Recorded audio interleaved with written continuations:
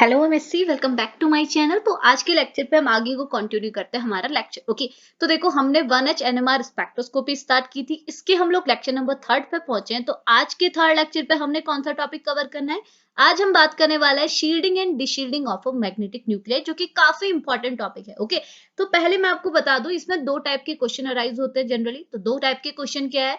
पहला क्वेश्चन आपको directly effect के फॉर्म में पूछ लिया जाएगा, मतलब आपसे डायरेक्टली पूछ लिया जाएगा what is shielding effect and what is deshielding effect and explain with the help of example. एक या दो एग्जांपल के थ्रू आप इसे एक्सप्लेन कर लीजिएगा। तो ये सारा इफेक्ट मैं आज के लेक्चर पे आपको बताने वाली हूँ। एग्जांपल की हेल्प से स्पेक्टर वगैरह ड्रॉ करना भी मैं आपको बताऊंगी। अभी जस्ट इतनी बात सुनिए आप। ओके, तो एक क्वेश्चन आपका अराइज हो सकता है इफेक्ट के बेसिस पे। ओके, दूसरा क्वेश्चन आपको न्यूक्लियाई के बेसिस पे पूछ लिया जाएगा, क्योंकि देखो आपको पता है जब आप एनएमआर स्पेक्ट्रोस्कोपी पढ़ते हैं तो आपको पता है एनएमआर स्पेक्ट्रोस्कोपी पे आप किसकी बात करते हैं? आपके एटम के, आपके जो सैंपल मॉलिक्यूल है उसके न्यूक्लियाई की आप यहाँ पर को बात करते हैं। ओके, तो अगर मैं बोलूं कि अगर आपका कोई न्यूक्लियाई है और वो कौन सा इफेक्ट शो कर रहा है? Shielding effect. अभी मैं बताऊंगी शील्डिंग इफेक्ट होता क्या है। अगर मैं आपको जस्ट इतना बोलूं कि आपके पास कोई न्यूक्लियाई है और वो शील्डिंग इफेक्ट को शो करा रहा है, इट मीन आपकी न्यूक्लियाई को आप क्या बोलेंगे? Shielded nuclei. और अगर आपके पास कोई दूसरी न्यूक्लियाई है और वो डी शील्डिंग इफेक्ट को शो करा रही है, तो आप क्या बोलेंगे? आपकी जो न्यूक्लियाई है वो कौन सी न्यूक्लियाई है? D shielded nuclei. ओके, तो आपसे क्वेश्चन ऐसा भी पूछ लिया जा सकता है कि व्हाट इज शील्डेड न्यूक्लियाई और डी शील्डेड न्यूक्लियाई। तो कंफ्यूज नहीं होना है। जो इफेक्ट है, अगर आप इफेक्ट को पर्टिकुलरली किसी न्यूक्लियाई की रिस्पेक्ट में बताएंगे तो वो इफेक्ट किस में कन्वर्ट हो जाएगा? शील्डेड न्यूक्लियाई और डी शील्डेड न्यूक्लियाई पे। ओके, तो अभी मैं आपको चीजों को आगे को एक्सप्लेन करूंगी, एग्जाम्पल की हेल्प से सारी चीजें दिखाऊंगी। तो अभी जस्ट सुनिए। ओके, तो अब मैं आपको सिंपली ऐसे बताती हूँ। देखो, आप ना ये दो टर्म सुन के थोड़ा सा तो एक्सप्लेन कर ही ले होंगे। जैसे आपने शील्डेड बोला, जैसे आपने डी शील्डेड बोला, इसका मतलब क्या है? शील्डेड अगर मैं बोलूं कि मैं शील्डेड हूं, इट मींस क्या होगा कि मेरे को पूरी तरह से कवर किया गया है। मतलब मैं ऐसा बोल सकती हूँ मेरी चारों ओर बॉडीगार्ड खड़े हैं, मैं पूरी तरह से शील्ड हूँ। ओके, मेरे पे कोई डायरेक्टली अटैक नहीं कर सकता क्योंकि मेरी चारों ओर बॉडीगार्ड है। ओके,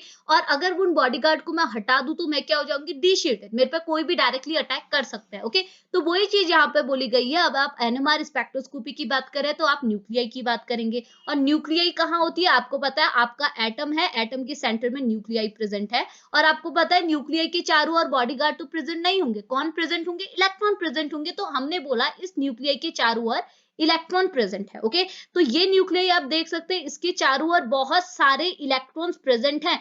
इट मीन्स मैं इसे क्या बोलूंगी कि यहाँ पे जो मेरी सेंटर पे न्यूक्लियाई प्रेजेंट है, ये मेरी शील्डेड न्यूक्लियाई है। पूरी तरह से क्या है? शील्ड है, पूरी तरह से कवर है। तो इस न्यूक्लियाई को मैं टर्म क्या दूंगी? ये न्यूक्लियाई मेरी शील्डेड न्यूक्लियाई है। अभी आप न्यूक्लियाई समझो, इफेक्ट मैं आपको समझाऊंगी। ओके, तो ये चीज समझे। अगर मैं दूसरा एग्जाम्पल आपको लूं, मैंने दूसरे एग्जाम्पल में बोला मेरे पास एक और न्यूक्लियाई है, बट ये न्यूक्लियाई के चारों ओर इलेक्ट्रॉन का कंसंट्रेशन कम है। मैंने बोला सिर्फ 3 इलेक्ट्रॉन है। अब आप बताइए क्या ये 3 इलेक्ट्रॉन एक सिंगल न्यूक्लियाई को पूरी तरह से कवर अप कर पाएंगे? नहीं कर पाएंगे। इसकी वजह से क्या होगा? हम इस न्यूक्लियाई को क्या टर्म देंगे? हम बोलेंगे कि ये न्यूक्लियाई मेरी डी शील्डेड न्यूक्लियाई है। इतनी चीज क्लियर है? अब देखो, जब भी आप एनएमआर स्पेक्ट्रोस्कोपी पढ़ रहे हैं, अभी आप 1H एनएमआर स्पेक्ट्रोस्कोपी पढ़ रहे हैं, यानी कि आप सिर्फ प्रोटॉन की न्यूक्लियाई की यहाँ पर को बात करने वाले हैं। ओके, तो हमने क्या है, ये दोनों मेरे प्रोटॉन के मॉलिक्यूल है और मतलब प्रोटॉन की न्यूक्लियाई है। और अब बताएंगे, अब आप ये मत सोचिएगा कि यहाँ पर कोई इलेक्ट्रॉन का कंसंट्रेशन कम हो गया, यहाँ ज्यादा क्यों हो गया। क्यों? क्योंकि आपको पता है हमारे जो प्रोटॉन है, मतलब जिसकी मैं यहाँ पर को बात करी, जिस न्यूक्लियाई की, उसके चारों ओर अलग अलग टाइप के ग्रुप्स भी प्रेजेंट होंगे। ग्रुप्स की प्रेजेंस होने की वजह से इलेक्ट्रॉन का कंसंट्रेशन बढ़ेगा और घटेगा। ओके, तो अभी मैं आपको ये एक्सप्लेन करूंगी। अभी जैसे आप इतना समझो, आप 1H को भी हटा दो, अब जिस न्यूक्लियाई पर फोकस कीजिए कि आपकी ये न्यूक्लियाई है, ये बहुत सारे इलेक्ट्रॉन से सराउंडेड है। तो इस न्यूक्लियाई को आप क्या बोलेंगे? Shielded nuclei. और ये न्यूक्लियाई आपके बहुत कम इलेक्ट्रॉन से शील्डेड है, तो आप इसे बोलेंगे डी शील्डेड न्यूक्लियाई। इतनी चीज क्लियर आई? अब आपको मैं ये बताती हूँ कि शील्डेड और डी शील्डेड न्यूक्लियाई का यूज क्या है, क्या इसका मतलब। ये तो देख के ही हम बोल देंगे कि हाँ ये शील्डेड है, ये डी शील्डेड है। इसका मतलब क्या है? ओके, तो इसका मतलब ये है, मैं आपको ऐसे बताऊं। आपको पता है जब भी हम एनएमआर स्पेक्ट्रोस्कोपी पढ़ते हैं, जैसे मैंने आपको लास्ट के लेक्चर पे बोला, अगर मैं 1H1 की बात करूं तो मैं यहाँ पर को क्या देखूंगी? अगर मैं इसके लिए आई की वैल्यू देखूं, यानी कि स्पिन क्वांटम नंबर की वैल्यू देखूं, तो आपको पता है आई की वैल्यू इसके लिए क्या होती है? 1H1 के लिए क्या होती है? हाफ होती है। और इस हाफ के लिए अगर मैं नंबर ऑफ स्प्लिटिंग देखूं तो स्प्लिटिंग क्या होती है? 2i+1। तो आई की वैल्यू अगर आप यहाँ पर को पुट करेंगे, तो आई की वैल्यू पुट करने के बाद आपको क्या मिलेगा? यहाँ पर जो वैल्यू आएगी वो कितनी आएगी? वो आएगी 2। यानी कि आपके पास दो एनर्जी लेवल्स हैं, यानी कि इनिशियली मैं दो एनर्जी लेवल्स को ऐसे दिखाऊंगी, एक एनर्जी लेवल मेरा प्लस हाफ वाला होगा, दूसरा एनर्जी लेवल मेरा माइनस हाफ वाला होगा, बट ये एनर्जी लेवल मेरे डिजेनरेटेड है, यानी कि दोनों की एनर्जी इक्वल है। इट मींस क्या होगा, मैं आपको जैसे लास्ट लेक्चर पे भी बताया था, अगर मैं इसको कुछ ऐसे दिखाऊं, ये मैंने ऐसा एनर्जी डायग्राम बनाया है, तो मैं ये बोलूंगी कि यहाँ पर एक्सटर्नल मैग्नेटिक फील्ड की वैल्यू 0 है। एक्सटर्नल मैग्नेटिक फील्ड की वैल्यू 0 है, मतलब ये दोनों एनर्जी लेवल मेरे डिजेनरेटेड है, ये दोनों की एनर्जी इक्वल है। ओके, लेकिन जैसे ही मैं बाहर से एक्सटर्नल मैग्नेटिक फील्ड को अप्लाई करा देती हूँ, यानी कि एक्सटर्नल मैग्नेटिक फील्ड की वैल्यू 0 नहीं है, 0 के अलावा कुछ भी हो सकती है। ओके, तो उसकी वजह से क्या होगा, उसकी वजह से ये होगा, ये जो आपके एनर्जी लेवल्स है, यहाँ पर जो आपकी न्यूक्लियाई प्रेजेंट है वो स्प्लिट कर जाएगी। स्प्लिट करने की वजह से ये दो एनर्जी लेवल्स पे स्प्लिट करती है, तो यहाँ स्प्लिटिंग किसकी वजह से हुई, एक्सटर्नल मैग्नेटिक फील्ड की वजह से। ओके, तो वही चीज यहाँ पे होती है कि अगर आपकी न्यूक्लियाई है, न्यूक्लियाई के चारों ओर बहुत सारे इलेक्ट्रॉन है, तो बाहर से जो एक्सटर्नल मैग्नेटिक फील्ड आप प्रोवाइड कराते हैं, ये एक्सटर्नल मैग्नेटिक फील्ड इस न्यूक्लियाई का कुछ नहीं बिगाड़ पाता। आप ऐसा समझ सकते हैं, क्यों, क्योंकि इसके चारों ओर बॉडीगार्ड लगे हैं, तो बॉडीगार्ड लगे होने की वजह से ये न्यूक्लियाई का एनर्जी लेवल स्प्लिट नहीं होता, क्योंकि स्प्लिटिंग किसकी वजह से हो रही है, एक्सटर्नल मैग्नेटिक फील्ड की वजह से तो हो रही है। तो अगर आपकी न्यूक्लियाई के चारों ओर इलेक्ट्रॉन का कंसंट्रेशन बहुत ज्यादा है, तो क्या होगा, ये इलेक्ट्रॉन का कंसंट्रेशन इस न्यूक्लियाई को शील्ड कर देंगे, तो बाहर से जो आप एक्सटर्नल मैग्नेटिक फील्ड, यानी कि अगर मैं बोलूं कि मेरी ये जो न्यूक्लियाई है, वो ये वहां पर जो न्यूक्लियाई ले रही हूँ वो इस टाइप की, यानी कि शील्डेड न्यूक्लियाई है, तो यहाँ पर एक्सटर्नल मैग्नेटिक फील्ड की प्रेजेंस में, मतलब अगर मैं स्मॉल अमाउंट की एक्सटर्नल मैग्नेटिक फील्ड की बात करूं, ओके, तो मैंने क्या थोड़ी मीडियम अमाउंट की एक्सटर्नल मैग्नेटिक फील्ड ली है, तो क्या होगा, ये एक्सटर्नल मैग्नेटिक फील्ड इस न्यूक्लियाई का कुछ नहीं बिगाड़ पाएगा, क्योंकि इसके चारों ओर इलेक्ट्रॉन की प्रेजेंस है। ओके, लेकिन इसी अमाउंट की, जितना अमाउंट का एक्सटर्नल मैग्नेटिक फील्ड मैंने यहां लिया है, अगर मैं इस न्यूक्लियाई को प्रोवाइड कराऊं, तो क्या होगा, यहां पर को ये न्यूक्लियाई तो शील्डेड नहीं है, तो ये न्यूक्लियाई क्या कर जाएगी, स्प्लिट कर जाएगी, क्योंकि एक्सटर्नल मैग्नेटिक फील्ड की प्रेजेंस में आपके एनर्जी लेवल, जो आपकी न्यूक्लियाई के एनर्जी लेवल्स हैं, वो स्प्लिट होता है। ओके, तो यहां पर को तो स्प्लिटिंग होगी, बट यहां पर को स्प्लिटिंग नहीं होगी, क्यों, क्योंकि यहाँ पर को हायर इलेक्ट्रॉन का कंसंट्रेशन है, जो कि इस न्यूक्लियाई को टोटली शील्ड कर रहा है। इतनी चीज क्लियर है। अब होता क्या है, प्रॉपर्ली मैं आपको मतलब वैसे समझाऊं तो होता क्या है, देखो, होता ये है कि आपका जो ये न्यूक्लियाई है, न्यूक्लियाई के चारों ओर जो इलेक्ट्रॉन है ना, ये इलेक्ट्रॉन आपको पता है ये क्या होता है, इनका भी तो ये एक टाइप की चार्ज बॉडी, और चार्ज बॉडी क्या होती है, इलेक्ट्रॉन तो हमेशा मोशन में है, ये तो लट्टू की तरह घूमते रहता है, तो मोशन, एक चार्ज बॉडी मोशन में आने की वजह से क्या जनरेट करता है, एक मैग्नेटिक डायपोल जनरेट करता है। ओके, तो इसके भी क्या होता है, इस इलेक्ट्रॉन की वजह से भी एक मैग्नेटिक फील्ड अप्लाई किया जाता है, जिसे हम बोलते हैं बी इलेक्ट्रॉन। बी इलेक्ट्रॉन मतलब magnetic field generated by the electrons. Okay, तो एक्सटर्न, तो समझ में आ रहा, यानी कि मैं आपको एक ब्लैंक स्पेस पे दिखाती हूँ, कोई मेरे पास जगह खाली हो तो मैं यहाँ पे आपको दिखा देती हूँ। देखिए, तो देखो होता क्या है, मैं आपको यहाँ पे एक्सप्लेन करती हूँ। ओके, तो सपोज मैंने आपको यहाँ पे दिखाया कि मेरी एक ये न्यूक्लियाई है और एक न्यूक्लियाई है ये। ओके, अब क्या है, इस न्यूक्लियाई के चारों ओर इलेक्ट्रॉन होंगे, तो मैंने पहले केस में देखा कि इस न्यूक्लियाई के चारों ओर बहुत सारे इलेक्ट्रॉन है, यानी कि इलेक्ट्रॉन की कंसंट्रेशन हाई है। ओके, तो यहाँ पे तो ये इलेक्ट्रॉन बहुत ज्यादा है। ओके, लेकिन इस केस में जो न्यूक्लियाई है, इसके चारों ओर इलेक्ट्रॉन का कंसंट्रेशन मैंने कम दिखा है, सिर्फ 3 इलेक्ट्रॉन को मैं यहाँ पर को शो करा दी। ओके, अब होगा क्या, अब आपको पता है यहाँ पर को हम लोग क्या कराते हैं, एक्सटर्नल मैग्नेटिक फील्ड प्रोवाइड कराते हैं, क्योंकि हमें पता है जैसे आप बाहर से एक्सटर्नल मैग्नेटिक फील्ड डालेंगे, तो क्या होगा, ये एक्सटर्नल मैग्नेटिक फील्ड अप्रोच करेगा न्यूक्लियाई से और इसको स्प्लिट कर देगा फर्दर एनर्जी लेवल पे, जैसे हम लास्ट के लेक्चर्स पे पढ़ते हुए आ रहे हैं। ओके, बट यहाँ पर को जो मैग्नेटिक फील्ड है, आपको पता है एक्सटर्नल मैग्नेटिक फील्ड को हम कैसे डिनोट करते हैं, बी नॉट से डिनोट करते हैं। मैंने यहाँ पर भी लिख दिया बी नॉट, यहाँ पर भी लिख दिया बी नॉट। ओके, बट यहाँ पर को दो और टाइप की मैग्नेटिक फील्ड को आपने पढ़ना है। एक क्या होगा, देखो मैं आपको पूरे लिख देती हूँ। एक तो हो गया बी नॉट। बी नॉट आपको पता है, बी नॉट मतलब magnetic field generated by external source से, मतलब बाहर से आपने कोई मैग्नेटिक फील्ड जनरेट किया है, तो उसे आप बोलते हैं बी नॉट। ओके, जिसे मैं लिख देती हूँ एक्सटर्नल मैग्नेटिक फील्ड। ओके, ये हो गया आपका एक्सटर्नल मैग्नेटिक फील्ड। ओके, अगला जो मैग्नेटिक फील्ड आपने पढ़ना है वो है बी इलेक्ट्रॉन। बी इलेक्ट्रॉन मतलब आपको पता है, दो आपकी इलेक्ट्रॉन्स है ना, इलेक्ट्रॉन्स तो एक टाइप की चार्ज बॉडी, इनके पास नेगेटिव चार्ज है और ये मतलब इनके पास क्या है, अपना एक नेगेटिव चार्ज है। ओके, और आपको पता है इलेक्ट्रॉन कॉन्टिन्यूस मोशन में रहता है। इसका मतलब क्या है, अगर आपने ये लाइन तो सुनी है कि अगर आपके पास कोई चार्ज बॉडी है और अगर वो कॉन्टिन्यूस मोशन में है, तो वो अपना एक मैग्नेटिक मूवमेंट जनरेट करता है। ओके,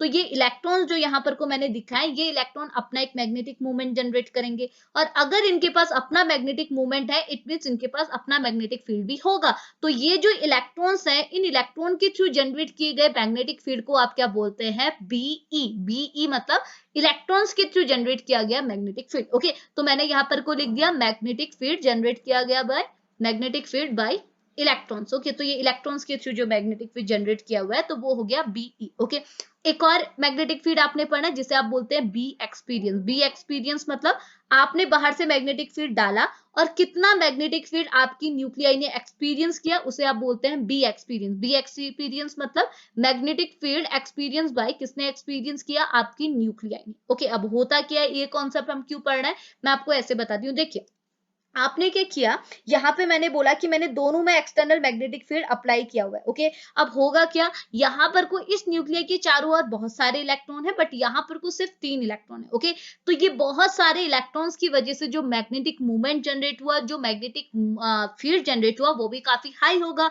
और इसके ये इलेक्ट्रॉन्स के थ्रू जनरेट किए गए मैग्नेटिक फील्ड की जो डायरेक्शन होती है वो अपोजिट टू है एक्सटर्नल मैग्नेटिक फील्ड होती है, यानी कि ये जो एक्सटर्नल मैग्नेटिक फील्ड की डायरेक्शन है वो अपवर्ड है। लेकिन जो इलेक्ट्रॉन्स के थ्रू जनरेट किए गए मैग्नेटिक फील्ड है जिसे आप बी इलेक्ट्रॉन कहते हैं, वो क्या है? अपोजिट टू है एक्सटर्नल मैग्नेटिक फील्ड। ओके, इसका मतलब क्या हुआ, यहां पर जो आप बाहर से एक्सटर्नल मैग्नेटिक फील्ड डाल रहे हैं, उन मैग्नेटिक फील्ड को काटने वाला कोई है। कौन काट रहा है? बाहर से जो आपके जो इलेक्ट्रॉन्स हैं, जो न्यूक्लियाई के चारों ओर जो इलेक्ट्रॉन्स है, उसका मैग्नेटिक फील्ड। इतनी चीज समझ में आई। और यहाँ दूसरे केस में आप देखो, इसे मैं केस फर्स्ट और इसे केस सेकंड कर देती हूँ। ओके, दूसरे केस में आप देखो, यहाँ पे भी इलेक्ट्रॉन है, इलेक्ट्रॉन ये इलेक्ट्रॉन भी चार्ज बॉडी, ये भी मैग्नेटिक मूवमेंट जनरेट करेंगे, ये भी मैग्नेटिक फील्ड जनरेट करेंगे, बट यहाँ पे जो मैग्नेटिक फील्ड होगा वो काफी वीक होगा। ओके, क्योंकि बहुत कम इलेक्ट्रॉन है, इलेक्ट्रॉन का कंसंट्रेशन ही नहीं है, जिसकी वजह से क्या होगा, यहाँ पे कोई भी बाहर से मैग्नेटिक मतलब इलेक्ट्रॉन्स के थ्रू मैग्नेटिक फील्ड जनरेट नहीं किया गया है। किया भी होगा तो उसे हम नेग्लेक्ट कर सकते हैं क्योंकि बहुत कम अमाउंट का होगा, जिसकी वजह से यहाँ पर को बाहर से जो एक्सटर्नल मैग्नेटिक फील्ड लग रहा है बी नॉट, इसे काटने वाला कोई दूसरा नहीं है। तो ये वाली जो न्यूक्लियाई है, अगर इसके लिए है, इस न्यूक्लियाई के लिए एक्सपीरियंस मैग्नेटिक फील्ड निकालू, यानी कि बी एक्सपीरियंस निकालू, तो बी एक्सपीरियंस इसके लिए कितना होगा? आपके बी नॉट के इक्वल होगा। बी नॉट आपने बाहर से जितना मैग्नेटिक फील्ड अप्लाई किया, उस वो पूरा मैग्नेटिक फील्ड आपकी न्यूक्लियाई ने एक्सपीरियंस किया। और बहुत ज्यादा मैग्नेटिक फील्ड आपने जितना डाला और उतना क्या, उतना पूरा का पूरा आपकी न्यूक्लियाई ने ऑब्जर्व किया, एक्सपीरियंस किया, जिसकी वजह से आपकी न्यूक्लियाई फर्दर स्प्लिट कर दी। ठीक है, न्यूक्लियाई की क्या हुई? स्प्लिटिंग हुई। ओके, लेकिन दूसरे केस में क्या हुआ? दूसरे केस में आप देखिए, आपने बी नॉट अमाउंट की मैग्नेटिक फील्ड को तो अप्लाई किया था, लेकिन बाहर से यहाँ जो न्यूक्लियाई है, न्यूक्लियाई के चारों ओर जो बॉडीगार्ड है, उन्होंने इस न्यूक्लियाई जो मैग्नेटिक फील्ड है इसे काट दिया। कैसे? इस इलेक्ट्रॉन ने, ये जो इलेक्ट्रॉन्स है, इन्होंने भी तो मैग्नेटिक फील्ड जनरेट किया, जिसकी डायरेक्शन इनके अपोजिट है। अपोजिट है मतलब ये एक दूसरे को काट रहे हैं। अगर सेम ही डायरेक्शन में होंगे तो दोनों ऐड हो जाते। तो यहाँ क्या हुआ, ये ऊपर की ओर, ये नीचे की ओर, तो ये दोनों एक दूसरे को क्रॉस करेंगे, काटेंगे, जिसकी वजह से अगर आप इस न्यूक्लियाई के लिए बी एक्सपीरियंस निकालेंगे कि आपकी न्यूक्लियाई ने कितना मैग्नेटिक फील्ड एक्सपीरियंस किया, और जितना करेगा उसी के अकॉर्डिंग क्या होगी? स्प्लिटिंग होगी। ओके, अब देखो, आपने बी नॉट अमाउंट तो डाली थी, बट बी नॉट अमाउंट इसने ऑब्जर्व नहीं की। क्यों? क्योंकि यहाँ से बीई अमाउंट की जो आपका एक्सटर्नल जो आपके इलेक्ट्रॉन्स के थ्रू जो मैग्नेटिक फील्ड है उसने इसे कट कर दिया, यानी कि बी नॉट, यानी कि जितना इलेक्ट्रॉन मैग्नेटिक फील्ड आपने डाला था उसका माइनस कितना हो गया, जितना बाहर से जितना आपके इलेक्ट्रॉन ने मैग्नेटिक फील्ड जनरेट किया, यानी कि आप इसे क्या बोलेंगे? B electron. समझ में आया कि आपकी जो न्यूक्लियाई है, न्यूक्लियाई के थ्रू एक्सपीरियंस किया गया मैग्नेटिक फील्ड कितना होगा? टोटल मैग्नेटिक फील्ड जितना बाहर से आपने डाला और जितने ने काटा, कितने काटा? इलेक्ट्रॉन के मैग्नेटिक फील्ड ने काटा, तो आपका बी एक्सपीरियंस कितना हो जाएगा? B naught minus B electron. इतनी चीज क्लियर आई? यानी कि हम क्या बोल सकते हैं, यहाँ पे जो न्यूक्लियाई प्रेजेंट है इसने क्या किया? एक्सटर्नल मैग्नेटिक फील्ड को कम एक्सपीरियंस किया। कम एक्सपीरियंस किया तो स्प्लिटिंग भी यहाँ पे क्या होगी? कम होगी या फिर ना के बराबर होगी। ओके, तो यहाँ पे जो स्प्लिटिंग होगी, न्यूक्लियाई की जो स्प्लिटिंग होगी वो क्या होगी? बहुत कम होगी। ओके, स्प्लिटिंग क्या होगी? लो होगी, बहुत कम स्प्लिटिंग होगी। और यहाँ पे जो स्प्लिटिंग होगी वो हाई होगी। ओके, इतने आप समझे? इतना कॉन्सेप्ट क्लियर हुआ? अब आपको मैं एक और चीज बताती हूँ। देखो, अगर मैं आपको बोलूं, जैसे आप क्या है उसमें भी पढ़ते हैं ना, जैसे आप कोऑर्डिनेट कंपाउंड में भी पढ़ते हैं, अगर मैं बोलूंगी ये न्यूक्लियाई के लिए जो स्प्लिटिंग हुई वो इतनी सी हुई, छोटी सी स्प्लिटिंग हुई, लेकिन इस न्यूक्लियाई के लिए जो स्प्लिटिंग हुई वो बहुत ज्यादा हुई। इतनी हुई। ओके, अब आपको देखो मैंने लास्ट लेक्चर पे रेजोनेंस का कॉन्सेप्ट बताया था। न्यूक्लियर रेजोनेंस क्या होता है? न्यूक्लियर रेजोनेंस मतलब होता है यहाँ पे जो न्यूक्लियाई प्रेजेंट है इसे ग्राउंड स्टेट से एक्साइटेड स्टेट में पहुंचाना ही होता है रेजोनेंस। ओके, अब देखो ये न्यूक्लियाई, इस टाइप की न्यूक्लियाई के लिए हमारी स्प्लिटिंग बहुत कम हुई थी, और अगर मैं इस न्यूक्लियाई को ग्राउंड स्टेट से एक्साइटेड स्टेट में ले जाना चाहूंगी तो जो मुझे बाहर से फ्रीक्वेंसी चाहिए, बाहर से जो मुझे एनर्जी चाहिए वो मुझे कम चाहिएगी। समझ में आ रहा? कम क्यों चाहिएगी? क्योंकि यहाँ पे जो स्प्लिटिंग हुई वो कम हुई। तो यहाँ पे जो हमारा न्यूक्लियाई प्रेजेंट है इसे ग्राउंड स्टेट से एक्साइटेड स्टेट में पहुंचाने के लिए जो मुझे एनर्जी चाहिएगी, आपको मैंने रेजोनेंस के केस में बताया था ना, रेजोनेंस के केस में मैंने क्या बताया था, यहाँ पर को जो ये आपका ग्राउंड स्टेट है, ये आपका एक्साइटेड स्टेट है, इसके लिए जो एनर्जी डिफरेंस है सपोज मैंने बोला डेल्टा ई। ओके,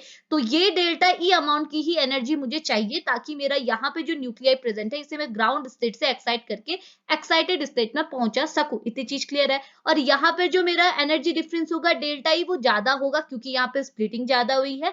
तो मेरी जो न्यूक्लियर यहाँ प्रेजेंट है इसको मेरे को ग्राउंड स्टेट से एक्साइटेड स्टेट में पहुंचाने के लिए मुझे ज्यादा डेल्टा ई की जरूरत होगी। ओके, तभी तो ये दोनों जब मैच करेंगी तभी तो होगा। समझ में आ रहा है? ये मैंने आपको लास्ट लेक्चर पे बताया था। अब आप देखो बाहर से जो मुझे एनर्जी की वैल्यू चाहिए ताकि मेरी जो न्यूक्लियाई ग्राउंड स्टेट में प्रेजेंट है इसे मैं एक्साइटेड स्टेट में पहुंचा सकूं, वो क्या चाहिए? कम चाहिए। समझ में आ रहा? तो यहाँ पे जो मुझे फ्रीक्वेंसी चाहिए, यहाँ पे जो मुझे रेडिएशन की जो फ्रीक्वेंसी चाहिए वो मुझे लो चाहिए ताकि मेरी न्यूक्लियाई ग्राउंड स्टेट से एक्साइटेड स्टेट में पहुंच जाए। किसके केस में? जब मेरी न्यूक्लियाई क्या है? शील्डेड है। तो होता क्या है, आप जैसे इसे सिंपली मतलब ना ट्रिक के फॉर्म में इसे माइंड पर रख सकते हैं कि अगर आपकी जो न्यूक्लियाई है वो शील्डेड है तो उसके लिए जब भी आप स्पेक्ट्रा ड्रॉ करते हैं तो वो लोअर फ्रीक्वेंसी रेंज में एग्जिस्ट करता है। और अगर आपकी न्यूक्लियाई क्या है? डीशील्डेड है, तो डीशील्डेड के केस में स्प्लिटिंग बहुत ज्यादा होती है।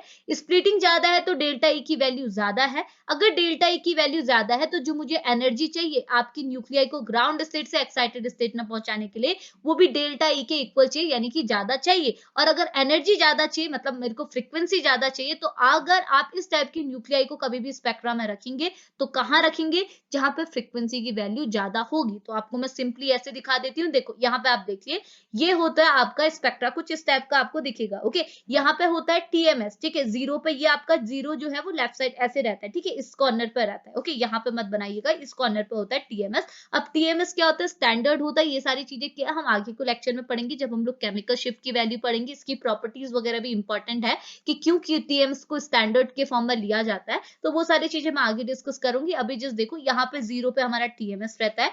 यहाँ तो कोई जो रेंज है यहाँ को बढ़ते बढ़ते क्या है? इंक्रीज हो रही है, 0 से 1 2 3 4 5 6 वगैरह वगैरह। और ये जो वैल्यू है वो पीपीएम के फॉर्म में। ओके, अब देखो मैंने आपको क्या बोला, देखो ये जो 5 है ये सेंटर पे है, ये सेंटर है आपका। ओके, यहाँ पर सेंटर है, यहाँ पर को कुछ भी नहीं हुआ। ओके, अब देखो अगर मैंने आपको क्या बोला, अगर आपका मॉलिक्यूल आपकी जो न्यूक्लियाई है वो शील्डेड है, अगर शील्डेड है तो क्या होगा? स्प्लिटिंग नहीं हो रही है। स्प्लिटिंग नहीं हो रही मतलब स्प्लिटिंग कम हो रही है। अगर स्प्लिटिंग कम हो रही है तो वहां पे जो आपको फ्रीक्वेंसी चाहिए, जैसे मैंने यहाँ दिखाया कि स्प्लिटिंग आपका न्यूक्लियाई क्या है? शील्डेड है। शील्डेड न्यूक्लियाई के में स्प्लिटिंग कम होती है। स्प्लिटिंग कम होती है तो आपको जो फ्रीक्वेंसी चाहिए एक्साइटेशन के लिए, जो फ्रीक्वेंसी चाहिए वो भी कम चाहिए। तो ये जो आपकी जो शील्डेड न्यूक्लियाई है इसे आप यहाँ पर ड्रॉ करते हैं। इसका स्पेक्ट्रा कहाँ आता है? यहाँ पे आता है, इस रीजन में। ओके, और इस रीजन को हम बोलते हैं अपफील्ड रीजन। समझ में आया? यानी कि शील्डेड रीजन भी बोल सकते हैं या फिर अपफील्ड रीजन बोल सकते हैं। जितनी ज्यादा शील्डिंग उतने ऊपर को, यानी कि उतनी लो पीपीएम वैल्यू होगी, उतना ही अपफील्ड वो होगा। इतनी चीज क्लियर है? दूसरा, अगर मैं बोलूं कि मेरे पास जो दूसरी न्यूक्लियाई है जो मैंने यहाँ पे दिखाई, इस न्यूक्लियाई में क्या है? स्प्लिटिंग ज्यादा हुई। क्यों हुई वो सारी चीजें समझ गए। अगर स्प्लिटिंग ज्यादा है तो डेल्टा ई ज्यादा है, और अगर डेल्टा ई ज्यादा है तो आपने क्या कर रखा होगा? आपकी जो रेडिएशन जो फ्रीक्वेंसी चाहिए वो भी आपको ज्यादा चाहिए। तो आपकी जो न्यूक्लियाई है वो इस रीजन में अपेयर होगी, यानी कि ये डीशील्डेड रीजन है। जो न्यूक्लियाई डीशील्डेड है वो इस रीजन में लाई करती है। इस रीजन को बोलते हैं डाउनफील्ड रीजन। ओके, यानी कि इनकी पीपीएम वैल्यू क्या है? ज्यादा है। समझ में आया? तो ये चीज हमको क्या है, अगर आपको शॉर्ट में देखना है तो हमको क्या है, इतनी सारी चीजें तो मैंने आपको एक्सप्लेन करने के लिए बताई, बट अगर मैं आपको एग्जाम्पल बताऊंगी तो आप आसानी से समझ जाएंगे कि स्पेक्ट्रा कैसे ड्रॉ होगा। इतनी चीज क्लियर है? अब मैं आपको पहले एग्जाम्पल पे लेके चलती हूँ, आपको सीधे चीजें क्लियर हो जाएंगी। देखो ना, आपने ना प्रीवियस लेक्चर्स देखे होंगे तो आपको बहुत आसानी से समझ में आएगा, क्योंकि मैंने सारी चीजें आपको पॉइंट टू पॉइंट एक्सप्लेन किया। लास्ट लेक्चर पे जो मैंने ये अभी कॉन्सेप्ट बताया ना कि कैसे आपका एक्साइटेशन हो रहा है, कितनी एनर्जी चाहिए, वो मैंने आपको लास्ट लेक्चर पे जब मैंने न्यूक्लियर रेजोनेंस आपको पढ़ाया था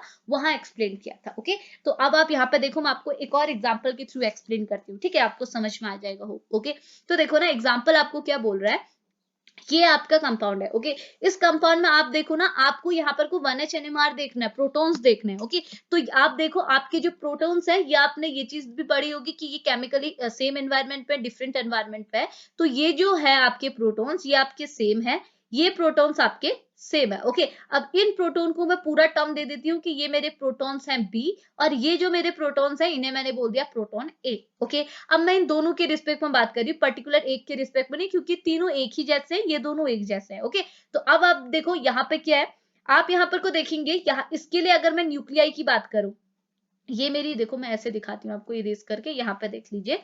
अगर मैं बोलूं कि ये मेरी न्यूक्लियाई क्या है, ये न्यूक्लियाई है बी, ये न्यूक्लियाई है मेरी ए। ओके, अब इसके चारों ओर भी इलेक्ट्रॉन होंगे, इसके चारों ओर भी इलेक्ट्रॉन होंगे। अब आप देखो ना, किसके चारों ओर इलेक्ट्रॉन ज्यादा होंगे, किसके चारों ओर कम होंगे। देखो यहाँ पर कोई इस प्रोटॉन के चारों ओर कोई इलेक्ट्रोनेगेटिव ग्रुप नहीं लगा है, लेकिन यहाँ पर कोई इलेक्ट्रोनेगेटिव ग्रुप है। अब आपको पता है इलेक्ट्रोनेगेटिव ग्रुप क्या करते हैं, इलेक्ट्रॉन को अपनी ओर अट्रैक्ट करता है, यानी कि यहाँ पर कोई इलेक्ट्रॉन डेंसिटी क्या हो रही है, कम हो रही है, क्योंकि यहाँ पर कोई इलेक्ट्रोनेगेटिव एटम प्रेजेंट है। ओके, तो यहाँ पर को क्या है, इलेक्ट्रॉन डेंसिटी कम है, यानी कि ए के केस में आपके पास क्या है, ए के केस में इलेक्ट्रॉन का कंसंट्रेशन कम है, और बी के केस में इलेक्ट्रॉन का कंसंट्रेशन ज्यादा होगा, क्योंकि कोई भी इलेक्ट्रॉन विड्रॉइंग ग्रुप यहाँ पर को नहीं प्रेजेंट है। तो यहाँ पर कोई इलेक्ट्रॉन कंसंट्रेशन हाई है, और यहाँ पर कोई इलेक्ट्रॉन कंसंट्रेशन लो है। इट मींस ए आपका क्या है, ए है आपका डी शील्डेड, यहाँ पर कोई आपकी न्यूक्लियाई क्या है, शील्डेड नहीं है, यहाँ पर कम इलेक्ट्रॉन है, तो न्यूक्लियाई क्या है, डी शील्डेड है। ओके, ये है आपकी डी शील्डेड, और ये वाली न्यूक्लियाई आपकी क्या है, शील्डेड है। अब आपको ये तो पता है ना, शील्डेड है, तो आप क्या करेंगे, इसके ऊपर बहुत ज्यादा मैग्नेटिक फील्ड प्रोवाइड नहीं करा पाएंगे। यानी कि अगर ये समझ में आ रहा है, दोबारा आपको एक एक करके समझा दूं, या फिर देखो, देखो हमने क्या बोला, ये न्यूक्लियाई आपकी डिशेडेड है, यानी कि इसमें कवरिंग नहीं है, इसमें कवरिंग है। तो अगर यहाँ पर कोई कवरिंग नहीं है, इट मींस बाहर से जो मैग्नेटिक फील्ड आप प्रोवाइड कराएंगी, ये डायरेक्टली अप्रोच करेगा इस पे, और ये जो न्यूक्लियाई है, ये स्प्लिट कर जाएगी हायर एनर्जी लेवल पे, यानी कि ये कुछ ज्यादा स्प्लिटिंग ऐसे कुछ शो कराएगी। ओके, और इसके केस में क्या होगा, ये आपका डिशील्डेड है, डिशील्डेड के केस में क्या होगा, यहाँ पर को इलेक्ट्रॉन है, इलेक्ट्रॉन भी अपना मैग्नेटिक फील्ड जनरेट करेंगे, एक्सटर्नल मैग्नेटिक फील्ड भी, ये दोनों एक दूसरे को अपोज करेंगे। तो ये जो न्यूक्लियाई है, ये बहुत कम एक्सटर्नल मैग्नेटिक फील्ड को एक्सपीरियंस कर पाएगी, और कम एक्सपीरियंस करेगी, तो यहाँ पे भी स्प्लिटिंग क्या होगी, बहुत कम होगी। और अगर स्प्लिटिंग कम है, तो यहाँ पर को जो आपका प्रोटॉन यहाँ लोअर एनर्जी लेवल पे है, या फिर ग्राउंड स्टेट में है, इसे एक्साइटेड स्टेट में पहुंचाने के लिए आपको फ्रीक्वेंसी की वैल्यू क्या चाहिए, कम चाहिए, और यहाँ क्या चाहिए, ज्यादा चाहिए, क्योंकि यहाँ पर कोई स्प्लिटिंग क्या है, बहुत ज्यादा। ओके, तो वैसे आपको इतना सब कुछ देखने की जरूरत नहीं है, आप जस्ट इतना कीजिए, ये आपने अपना ग्राफ बनाया कुछ इस टाइप का, यहाँ पे आपका 0 हो गया, 1 हो गया, देखो मैं ऊपर ही दिखा देती हूँ, ये है आपका ग्राफ, ठीक है, 0 1 2 आपने यहाँ पुट कर रखा है। अब आप क्या करेंगे, अब आप अपनी वैल्यू डाल दीजिए। आपने देखा, अगर आप इसके लिए स्पेक्ट्रा बनाना चाह रहे हैं, तो देखा आपने कि ए आपका क्या है, डी शेडेड है, बी आपका क्या है, शेडेड है। ओके, तो आपका देखो डी शेडेड वाला कहाँ आता है, यहाँ आता है, तो यहाँ पर को जो पीक आएगी, वो किसके लिए आएगी, वो पीक आएगी आपके लिए ए के लिए, क्योंकि ये क्या है, एक टाइप का डी शेडेड है, क्योंकि इलेक्ट्रॉन का कंसंट्रेशन कम है। तो यहाँ पे जो पीक आई, वो आपकी किसकी आई, एच ए के लिए, यानी कि वो प्रोटॉन जो आपकी ए में प्रेजेंट है, ए के प्रोटॉन्स के लिए जो पीक आई, वो आपकी डी शेडेड रीजन में आई। और शील्डेड रीजन में जो पीक आएगी, वो किसकी आएगी, एच बी के लिए, यानी कि बी में जो प्रोटॉन्स है इसके लिए, क्योंकि बी के प्रोटॉन्स क्या है, बी के प्रोटॉन में इलेक्ट्रॉन कंसंट्रेशन ज्यादा है, यानी कि वो प्रोटॉन शील्डेड है। शील्डेड है, तो वहां पर कोई स्प्लिटिंग कम, स्प्लिटिंग क्या होगी, कम होगी, और स्प्लिटिंग कम होगी, तो वहां फ्रीक्वेंसी की वैल्यू, यानी कि पीपीएम की वैल्यू क्या होनी चाहिए, कम होगी। तो आप देख लीजिए, यहाँ पर वैल्यू कम है। इतनी चीज क्लियर है, तो बस आपने बस इतनी चीज माइंड पर रखनी है कि कौन सा आपका प्रोटॉन शील्डेड है, कौन सा डिशील्डेड है। अगर आपको ये पता चल जाएगा, तो आप इसका स्पेक्ट्रा आप आसानी से देख सकते हैं कि कौन सा आपका प्रोटॉन शील्डेड रीजन में है, कौन सा डिशील्डेड पे है। डिशील्डेड को आप डाउनफील्ड रीजन कहते हैं, शील्डिंग को आप अपफील्ड रीजन कहते हैं। इतनी चीज क्लियर है, बस यही कॉन्सेप्ट आपने पढ़ना है। इतनी चीज क्लियर है, अब मैंने आपको समझा दिया, अब मैं आपको थ्योरी के फॉर्म में एक्सप्लेन करती हूँ। ओके, तो थ्योरी के फॉर्म में ये क्या बोल रहा है, देखो इंट्रोडक्शन में ये बोल रहा है, in a molecule all the protons are not in a same electronical environment. Okay, तो आपके क्या है, जब कोई भी आपका मॉलिक्यूल है, जैसे आपने ये मॉलिक्यूल देखे, इस मॉलिक्यूल में क्या है, जो आपके प्रोटॉन्स है, कितने प्रोटॉन्स है, 5 प्रोटॉन्स है, बट ये 5 के 5 प्रोटॉन सेम टाइप के मैग्नेटिक एनवायरनमेंट में प्रेजेंट नहीं है। क्यों, क्योंकि ये प्रोटॉन्स आपके सेम है, बट ये प्रोटॉन्स, ये दोनों प्रोटॉन अलग है, मतलब ये दोनों प्रोटॉन एक टाइप के, ये तीनों प्रोटॉन आपके एक टाइप के। ओके, तो ये अलग अलग टाइप की न्यूक्लियाई होगी, तो इसी वजह से अलग अलग न्यूक्लियाई की वजह से आपको शील्डिंग और डिशील्डिंग का कॉन्सेप्ट मिलता है। तो वही बोल रहा है इन अ मॉलिक्यूल प्रोटॉन्स में और may not be in a same electronic environment, and we know that the basic principle of NMR is to apply a external magnetic field which is known as a B naught. और आपको पता है आप NMR spectroscopy में क्या कराते हैं, external magnetic field provide कराते हैं जिसे आप बी नॉट कहते हैं।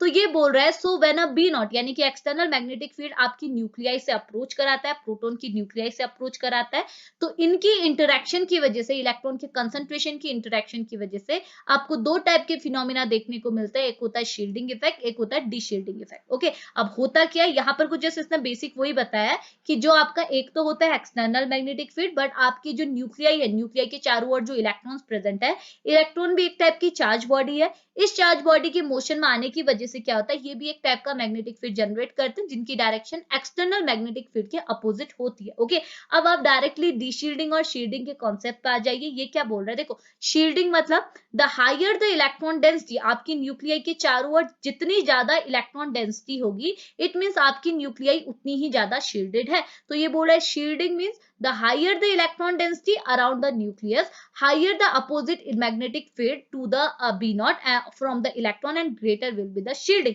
यानी कि जितना ज्यादा आपकी न्यूक्लियाई के चारों ओर इलेक्ट्रॉन होगा उतनी ही ज्यादा अपोजिशन होगी किसकी, एक्सटर्नल मैग्नेटिक फील्ड की। क्यों? क्योंकि एक्सटर्नल मैग्नेटिक फील्ड ऊपर की ओर है, तो जितना ज्यादा इलेक्ट्रॉन उतना ज्यादा इलेक्ट्रॉन का मैग्नेटिक फील्ड। तो ये इलेक्ट्रॉन का मैग्नेटिक फील्ड किसको अपोज करेगी, किसको काटेगा, एक्सटर्नल मैग्नेटिक फील्ड को। तो जितना ज्यादा काटेगा, जितना ज्यादा अपोजिशन होगा यहाँ पर को इन दोनों के बीच में, यानी कि एक्सटर्नल मैग्नेटिक फील्ड के बीच में और इलेक्ट्रॉन के थ्रू बनाया गया मैग्नेटिक फील्ड के बीच में, तो उतना ही ज्यादा यहाँ पर को शील्डिंग होगी। और शील्डिंग की वजह से क्या होगी, शील्डिंग की वजह से आपकी स्प्लिटिंग कम होगी, स्प्लिटिंग कम होने की वजह से रेजोनेंस क्या होगा, रेजोनेंस के लिए जो आपकी फ्रीक्वेंसी वैल्यू चाहिए वो कम होगी, यानी कि it needed a lower frequency to achieve a resonance.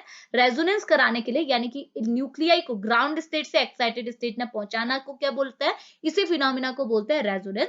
तो रेजोनेंस कराने के लिए जो आपको एनर्जी की वैल्यू चाहिए, जो आपको फ्रीक्वेंसी की वैल्यू चाहिए, वो आपको कम चाहिए की। और अगर वैल्यू कम होगी तो आपकी केमिकल शिफ्ट की वैल्यू, जिसे आप डेल्टा बोलते हैं, यहाँ पर इसे आप डेल्टा भी बोल सकते हैं, डेल्टा की वैल्यू क्या होगी, कम आने लगेगी। क्योंकि ये रीजन क्या होता है, शील्डेड रीजन होता है, जिसे आप अपफील्ड रीजन भी बोलते हैं। समझ में आ रहा, फास्ट तो नहीं हो रहा ना, इतनी चीजें क्लियर है।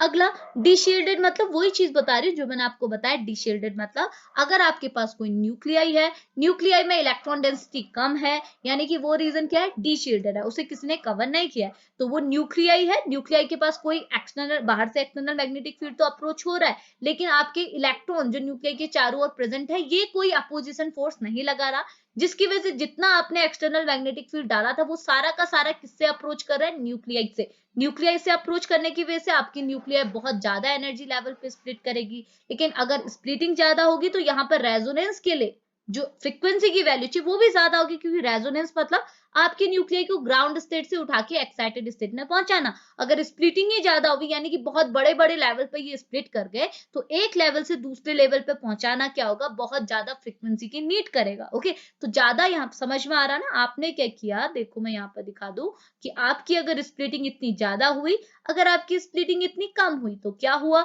अगर स्प्लिटिंग ज्यादा हुई तो यहाँ से न्यूक्लियाई को यहाँ पहुंचाने के लिए आपको फ्रीक्वेंसी भी ज्यादा लगेगी, लेकिन अगर स्प्लिटिंग ही कम होगी तो यहाँ से न्यूक्लियाई को यहाँ पे पहुंचाना बहुत आसान होगा। इतनी चीज क्लियर है। और ये कब होता है, जब आपकी डीशील्डिंग होती है। डीशील्डिंग क्यों, क्योंकि अगर आपकी न्यूक्लियाई के पास कोई इलेक्ट्रॉन है ही नहीं बाहर से और आपका मैग्नेटिक फील्ड डायरेक्टली अप्रोच कर रहा है न्यूक्लियाई की ओर, तो ये न्यूक्लियाई बहुत आसानी से बहुत बड़े एनर्जी लेवल पे स्प्लिट कर जाएगी। समझ में आया। लेकिन अगर आपके न्यूक्लियाई के चारों ओर इलेक्ट्रॉन है न्यूक्लियाई को प्रोटेक्ट करने के लिए, तो external magnetic field directly approach नहीं कर पाएगा, क्योंकि इसके पास एक अपोजिशन फोर्स भी है जो कि इलेक्ट्रॉन के थ्रू अप्लाई किया जा रहा है। ओके, तो न्यूक्लियाई की ऊपर क्या है, डायरेक्टली मैग्नेटिक फील्ड अप्लाई नहीं किया जाएगा। और जितना अगर आप एक्सपीरियंस निकालेंगे तो एक्सपीरियंस की वैल्यू काफी कम आएगी। क्यों, क्योंकि जो टोटल एक्सपीरियंस मैग्नेटिक फील्ड होता है वो किसका इक्वल होता है, magnetic field external magnetic field यानी कि माइनस और बी इलेक्ट्रॉन। ओके, तो जिसकी वजह से क्या होगा, आपका जो मैग्नेटिक आपका जो न्यूक्लियाई है वो कम मैग्नेटिक फील्ड को ऑब्जर्व करेगा और यहाँ पे स्प्लिटिंग भी कम होगी, और अगर स्प्लिटिंग कम होगी तो यहाँ पर को रेजोनेंस कराने के लिए फ्रीक्वेंसी कम चाहिए, और फ्रीक्वेंसी कम चाहिए तो आपकी डेल्टा की वैल्यू यानी कि केमिकल शिफ्ट, आप नेक्स्ट लेक्चर पे पढ़ेंगे केमिकल शिफ्ट क्या होता है, जिसकी वजह से क्या होगी, आपकी पीपीएम भी बोल सकते हैं, आपकी फ्रीक्वेंसी भी बोल सकते हैं, आप अपनी केमिकल शिफ्ट भी बोल सकते हैं। केमिकल शिफ्ट की वैल्यू क्या हो जाएगी, कम हो जाएगी, जिससे हाँ केमिकल शिफ्ट की वैल्यू क्या हो जाएगी, ज्यादा हो जाएगी, जिससे आप क्या बोलते हैं, डाउन फील्ड। इतनी चीज क्लियर है, ठीक है। तो आप अगर ये स्पेक्ट्रा मतलब इस टाइप के पैटर्न को, इस पैटर्न को अपने माइंड पे फीड करेंगे तो आसानी से आप समझ जाएंगे कि कौन सा, वो तो समझ ही जा रहे हैं कि कौन सा शील्डेड है कौन सा डिशील्डेड है, बट आपने इतने चीज को अपने माइंड पर रखना है। ओके, तो ये था। अब एग्जाम्पल मैंने आपको बता दी, ये थ्योरी मटेरियल है, ये मैं आपको शेयर कर दूंगी, आप वहां से रिविजन लेते रहिएगा। ओके, इतनी चीज क्लियर है। तो यही था हमारा आज का concept, shielding and deshielding of a magnetic nuclei. Hope lecture आपके लिए हेल्पफुल रहे। आपको एक रिक्वेस्ट कर रही हूँ, मे बी मैंने लेक्चर थोड़ा फास्ट बना दिया होगा, मतलब मैंने थोड़ा जल्दी जल्दी बोला होगा, तो मे बी मेरी ये हैबिट है, मैं थोड़ा जल्दी बोल लेती हूँ, बट मैं ट्राई कर रही हूँ मैं आपको थोड़ा स्लो स्लो बोलूँ, बट जितना हो गया। ओके, तो देखो मैं आपको एक और रिक्वेस्ट कर रही हूँ, रिक्वेस्ट ये कि कुछ लोगों को लेक्चर बहुत फास्ट लगता है, फास्ट इसलिए शायद मेरी बोलने की आदत, बहुत जल्दी जल्दी बोलने की आदत है, तो मैं आपसे रिक्वेस्ट करूंगी कि मैं ट्राई करूंगी कि मैं लेक्चर थोड़े स्लो बनाने का ट्राई करूंगी, बट जितने भी लेक्चर्स मैंने अपलोड कर दिए उसमें मे बी आप मतलब आप ऐसा कर सकते हैं कि ऊपर जो यूट्यूब के ऊपर ऑप्शन होता है वहां से आप वीडियो को थोड़ा स्पीड उसका स्लो कर लीजिए, मे बी आपके लिए वो ठीक हो जाएगा। ओके, तो अगर प्रॉब्लम होगी तो आप ऐसा कर लीजिएगा, बाकी मैं ट्राई करूंगी चीजों को सुधारने का। तो अभी लेक्चर को फिनिश करेंगे, मिलेंगे नेक्स्ट लेक्चर पे, तब तक के लिए बाय बाय।